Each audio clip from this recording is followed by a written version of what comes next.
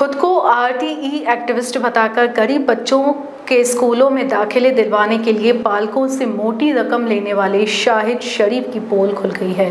Police ने उसके धंतोली स्थित कार्यालय पर छापा मारा था, जिसमें अनगिनत डॉक्यूमेंट्स पुलिस के हाथ लगे थे, जिसमें ये पता चलता है कि उसके साथ शिक्षा विभाग के लोग भी इस कार्य में शामिल थे। पुलिस ने जाफरनगर के अमन गैलेक्सी अपार्टमेंट में स्थित फ्लैट पर भी छापा मारा। बताया जाता है कि उसके घर से पुलिस को एक तलवार भी बरामद हुई। शाहिद के खिलाफ आर्म्स एक्ट के तहत मामला दर्ज किया जाएगा। फर्जी तरीके से अपने बच्चों को प्रवेश दिलवाने वाले अन्य पालक फरार बताए जा रहे हैं। शहर पुलिस आयुक्त डॉक्टर रविंद्र सिंघल ने पत्र परिषद में इस मामले से जुड़े सभी लोगों की जांच की जाने की भी बात बताई। दस्तावेज देने वाले पालक और लेने वाले स्कूल कर्मचारियों को भी बख्शा नहीं जाएगा। माझं हे चुकलं।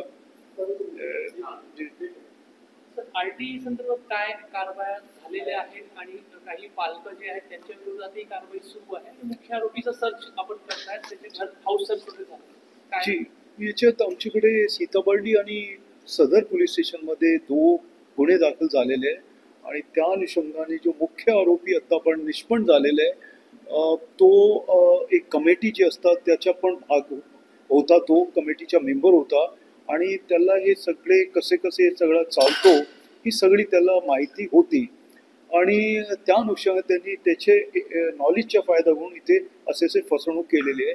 तो त्या आरोपीचे घरजडती आम्ही घेतली आणि घरजडतीमध्ये भरपूर पेपर्स सर्टिफिकेट्स आम्हाला मिळालेले आहे, तसेच 1-2 शिक्के पण मिळालेले आहे आणि त्या अनुषंगाने म्हणजे तो एव्हिडन्स आणि लिंक तिथे जोडतो आहे आणि तो मेन आरोपी अजून ते आम्हाला अटक करायची आहे। सर, तो एका बाजूला शासनाच्या समितीमध्ये होता, दुसऱ्या बाजूला पालकांची अशी फसवणूक करत होता, कुठेतरी शासनाची पण याच्यामध्ये फसवणूक त्याच्या माध्यमातून हो, कारण तो सध्या मेंबर नव्हता, त्या कमिटीच्या अगोदर होता तो मेंबर आणि त्याच्यानंतर तो आता त्यांनी ज्याप्रमाणे केलेलं आहे, कारण जे मुलांना ॲडमिशन मिळतात ते मुलांना भरपूर फायदे, कारण शासनाकडून ते फीस त्यांची भरण्यात येतात। मग ही जी आहे शासनाचे पैशांची शासनाची फसवणूक याच्यात झालेली आहे आणि हा मोठा क्राईम आहे। एक ते लोकांचे राईट्स मारले गेलेले आहेत त्याच्यात, तसेच त्यांनी यांच्याकडून असा आमच्या इकडे निष्पन्न आत्तापर्यंत झालेलं आहे की त्यांनी पालकाकडून पण पैसे घेतले होते।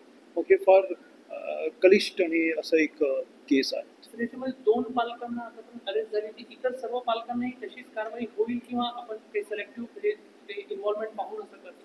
नाही, इन्व्हॉल्वमेंट जिथे जिथे आता फर्जी त्यांनी डॉक्युमेंट्स दिलेले आहेत ते डॉक्युमेंट्स त्यांनी कसे दिले आणि कोणाचे मार्फती त्यांनी तयार केले हे सगळे आता लिंक एस्टॅब्लिश झाल्यानंतर एक एक चांगला केस कसे बनेल याप्रमाणे आमची कारवाई चालू आहे आणि जे याच्यात निष्पन्न होत आहेत त्यांना अटक करण्याची पण कारवाई आम्ही करणार आहे। सर, पण फर्जी डॉक्युमेंट देणारे पालक ज्या दोषी होतात ते फर्जी डॉक्युमेंट बनवून देणारे सरकारी कर्मचारी अधिकारी त्यांच्यापर्यंत तो नेक्सस जातो? अगदी बरोबर आहे। जे जे निष्पन्न होतील आपल्याला सगळं आमच्या पोलिसांना आमची सक्त सूचना दिलेल्या दोन्ही आयओजला की ज्याप्रमाणे त्यांनी एक ते अपलोड केलेले आहे, कुठून त्यांनी प्राप्त केलेले आहे, कसे त्यांनी दाखले चुकीचे दिलेले आहे, जे फॉर्म्स त्यांनी भरलेले आहे, ही सगळी माहिती कुठून कुठून झालेली, कसे कसे झालेले आहे, हे सगळे त्याप्रमाणे आपण कारवाई करतो। 2च पालकांना आता की आकडा वाढलेला नंबर आहे आमच्याकडे आणि 2 सध्या अटक आहे आणि बाकीची आमची कारवाई आहे। अजून त्याच्या झडतीमध्ये घराची जी झडती झाली त्याच्यात अजून काही साहित्य जमा झाले आणि त्या प्रकरणी अजूनही काहीतरी गुन्हा पण दाखल झाला, काय आहे? अगदी बरोबर आहे की त्याच्यात अजून जसे त्याच्यात एक तलवार पण सापडलेली आहे, त्याप्रमाणे आर्म्स ॲक्टमध्ये आपण एक केस वेगळा दाखल केलेला आहे।